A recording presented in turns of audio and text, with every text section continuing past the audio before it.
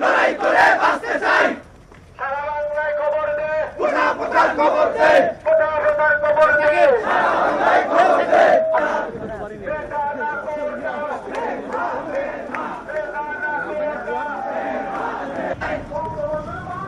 বৈষম্যে এই নাই। মুক্তিযুদ্ধের বাংলায় বৈষম্যে